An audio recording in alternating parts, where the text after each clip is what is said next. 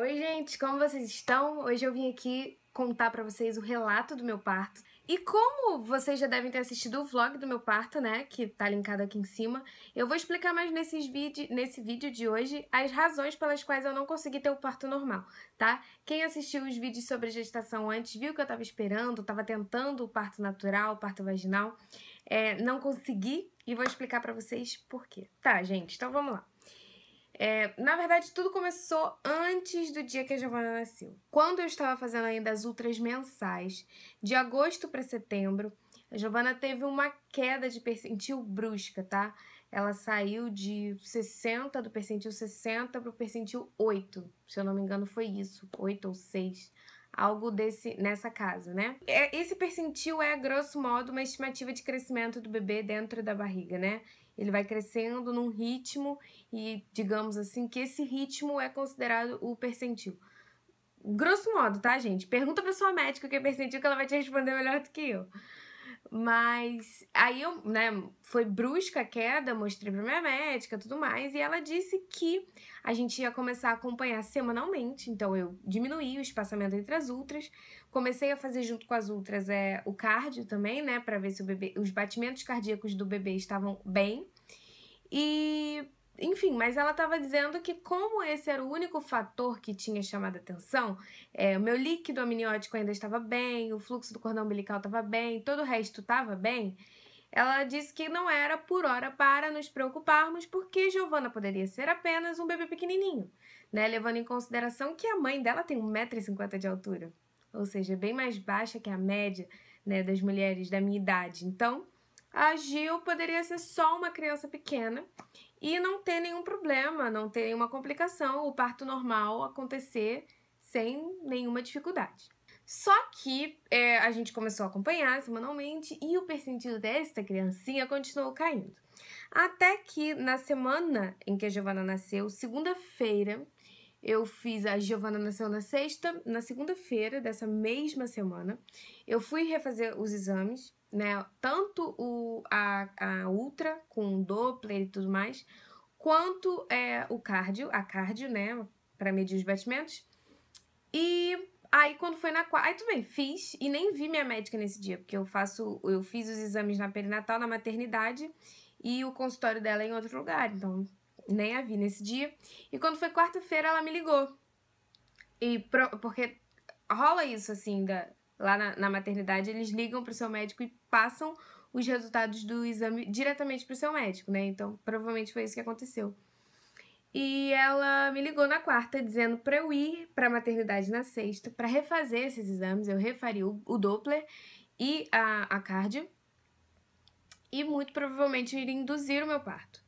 Porque como a Giovana, eu já estava na 38ª semana, ela não queria correr o risco de eu chegar, sei lá, 40 semanas, enfim, a criança entrar no sofrimento ou qualquer coisa do tipo. E como eu queria muito parto normal, era melhor meio que prevenir, né, digamos assim, já induzir, porque muito provavelmente a minha placenta não ia dar conta de um parto normal. E não deu. E eu vou explicar mais por quê, né? Então, enfim, cheguei sexta-feira bem cedinho na maternidade, fui refazer os exames e olha como as coisas são. Eu fiz o mesmo exame de Doppler na segunda-feira e só o percentil da Giovana tinha caído, meu líquido ainda estava bom. Quando chegou na sexta-feira, eu tive um diagnóstico de oligodramia, tá? Que é uma diminuição na produção de líquido. Então, normalmente a gente fala que a mulher perde líquido e isso é uma coisa boa, né? Significa que ela tá entrando em trabalho de parto, né? Que o parto está chegando. Eu não perdi líquido. A minha placenta parou de produzir líquido, né? Então, o normal para a idade gestacional que eu tava era entre 8 e 18 e eu tava com 5. Ou seja, né? E aí a Maíra, né, que é a minha médica, já falou, não, Ju, então esse realmente é um sinal de insuficiência placentária. A sua placenta não está funcionando como ela deveria e por isso a sua bebê não estava crescendo. E também, agora, ela parou de produzir líquido. Isso já é mais arriscado, né? Porque aí já é um sinal, né, de que ela realmente não está transmitindo, não está repassando para o bebê os nutrientes, o oxigênio, enfim, todas as coisas que uma placenta deve, né, dar a um bebezinho. Ela não estava fazendo isso certo. Normalmente, já indicam cesárea de cara para esse diagnóstico, mas como eu disse nos outros vídeos e repito, a minha médica é super pró-parto normal. E eu também queria muito parto normal. Eu nunca me imaginei passando por uma cesárea, na verdade. Isso pra mim foi meio difícil de processar.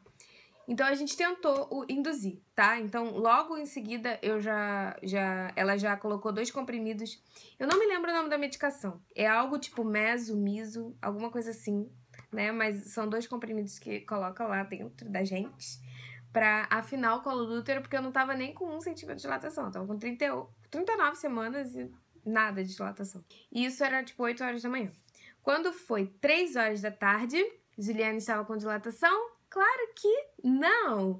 Nada! O colo do útero continuou grossinho, nada de dilatação, nada de nada. Então, ela repetiu a dosagem da medicação. Mais 2 comprimidos lá dentro. E aí, nós esperaríamos mais algumas horas, né? Ela tinha me dado até mais ou menos 9 horas da noite. E aí, ela me examinaria de novo e veríamos o que iria acontecer. Então, gente, e nesse intervalo, eu tava com a minha família no quarto, a gente tava assim num papo super gostoso, descontraído e tal, e tipo assim, acontecia nada. Tipo assim, eu sentia umas contraçõezinhas, não vou dizer que não, mas não era nada disso que a gente vê nos vídeos do YouTube, sabe? Da mulherada já lá vendo estrelinha, nada, não era nada disso. Eu sentia as contrações, mas aí, quando chegou 8 horas da noite, eu já tava, tipo, entregue a cesárea. Eu já tava falando, essa mulher não vai induzir mais nada, ela não vai botar mais comprimido em lugar nenhum. Ela vai me levar pra cesárea. E aí, 8h40, acreditem em vocês, 8h40 da noite, minha bolsa estoura. Estourou, tipo, na verdade eu não tinha certeza que ela tinha estourado, né? Mas depois que a médica me examinou, a gente teve certeza. E aí eu fui pra sala de parto natural. E ela colocou ocitocina como um golpe de misericórdia, assim, tipo, ou vai ou racha, né? Então ela me colocou na ocitocina e aí o bicho começou a pegar. Toda a dor que ainda tava esquisita, na verdade eu tava sentindo antes uma cólica, era cólica, né? Eu sentia cólica, fiquei o dia todo sentindo cólica. Quando veio a ocitocina, meu irmão, a cólica subiu de nível, assim, consideravelmente. E só que eu tava adorando, né? Porque eu tava tipo assim, ai, tá acontecendo, agora vai, agora a Juliana vai dilatar, né? E como eu tava induzindo parto e tava com esse diagnóstico de oligodramia e tudo mais, toda hora eu ficava no card, né? Pra ver se o batimento da bebê tava direitinho, se nada, né, de errado tava acontecendo. Aí tava lá na sala de parto natural, curtindo aquela luzinha lá no teto, me amarrando, sentindo muita dor, aquela agueira descendo, gente, porque bolsa estoura, que loucura! Ainda bem que minha bolsa não estourou no carro, imagina, ia sujar o carro todo, ia ser uma maravilha, só que não. Enfim, aí desceu toda a água, um pouco de sangue também, enfim, tudo normal. Só que quando foi 11h15, mais ou menos, ela me colocou 11h15 da noite já. Isso porque eu cheguei no hospital 8 horas da manhã, pra vocês terem uma ideia. Quando chegou 11h15 da noite, ela me colocou na cardio de novo, que é o procedimento, tem que ficar acompanhando o bebezinho, né? Não vai botar a vida dele em risco, jamais. E aí aconteceu o que foi decisivo para que eu fizesse uma cesárea, que durante as contrações, a cada contração que eu sentia, e o bicho já tava pegando muito firme essa hora. Eu já tava tipo assim, sabe quando o corpo já trava? Eu já tava assim, já. Eu tô falando assim que eu tava lá curtindo a dor, mas não, né? Eu já tava pensando realmente, eu acho que eu quero uma anestesia, talvez uma cesárea, porque assim, realmente é uma dor que você não consegue pensar em outra coisa, na verdade. Quando a dor vem, você tem que, tipo, travar e ficar até ela passar, sabe? Mas enfim, aí quando foi esse horário aí, 11h15, 11 e pouca, a cada contração o batimento da Gil começou a cair. E isso já era um sinal, assim, né, de sofrimento fetal. E nós não poderíamos jamais, de maneira alguma, colocar a vida da bebezinha em risco. E a Maíra disse, Ju, a queda do percentil, toleramos. A oligodramia, toleramos. Mas um batimento de um bebê caindo, né, a cada contração, e você já tá com contrações já tava muito próxima uma da outra, não podemos tolerar, né, porque senão é arriscado. E no fim das contas, não fez nem diferença, porque ela fez um exame de toque de novo, só por via das dúvidas. Porque ela até falou assim, Ju, se você tiver com uns 8 centímetros de dilatação, a gente leva. Porque a gente te ajuda, entendeu? Faz um fórceps que seja, sei lá, faz alguma coisa pra ter parto normal.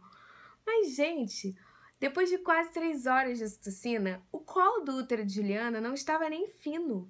Eu fiquei mais de 12 horas induzindo parto e nem meio centímetro de dilatação. Vocês têm noção do que é isso? Eu ia ficar uns 2 dias lá pra conseguir parir essa menina. Ia ser uma loucura. Enfim, aí tivemos que ir fazer a cesárea, né? Foi necessário. Eu teria ficado muito chateada se eu tivesse a sensação de que a médica tava me enrolando, né? Mas nenhum médico fica com você mais de 12 horas, o dia todo lá, esperando sua boa vontade, a boa vontade do seu corpo de reagir, pra depois te empurrar uma cesárea, né? E ela mesma ficava, Ju, eu queria que você conseguisse o parto normal, tipo, me desculpa, que não sei o que. Ela é um doce, minha médica, tipo assim, muito amor por ela. Mas enfim, foi ótimo do jeito que aconteceu. A Maíra deixou o Cris ficar comigo no centro cirúrgico o tempo todo. Eu contei isso no vlog de parto também. Isso fez muita diferença pra mim, porque eu tava um pouco frustrada, se eu disser pra vocês que não, né, eu vou estar mentindo. Porque eu nunca me imaginei fazendo uma cesárea, nunca. Ainda mais grávida aos 23 anos. Eu pensei, gente, eu tô no supra-sumo da minha saúde, eu não vou precisar de uma cirurgia. E precisei, né, por razões justas, por exames que eu tenho como comprovar que não dava pra levar à frente um parto normal. E ela colocou música, gente, no centro cirúrgico, é mais bonitinha. Ela colocou música do celular dela.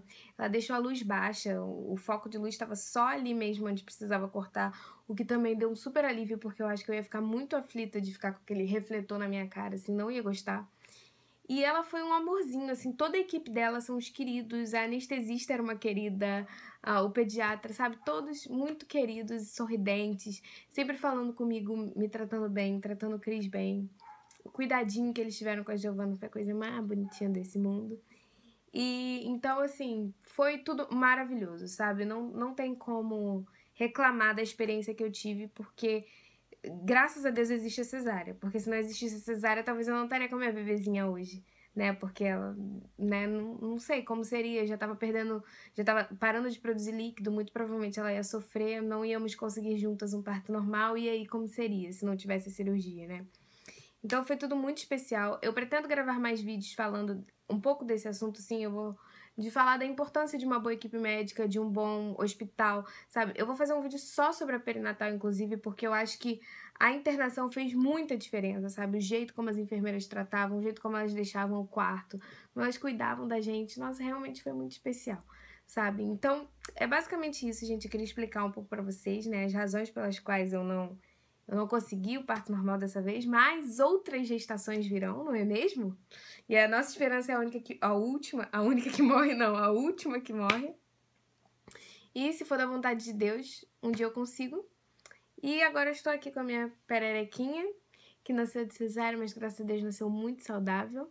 E a mamãe tá muito saudável também. E tá ali deitadinha, tá vendo?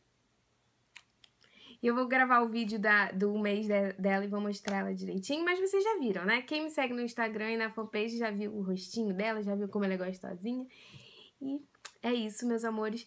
Me acompanhem lá nas redes sociais, eu vou esperar vocês lá, porque lá eu posto coisas que não vêm aqui pro YouTube. Então vale a pena, porque vocês vão perder o conteúdo deste blog se vocês não forem lá e seguirem meu Instagram e derem um like lá na fanpage do blog, tá bom? Eu espero vocês lá. Um grande beijo e até a próxima.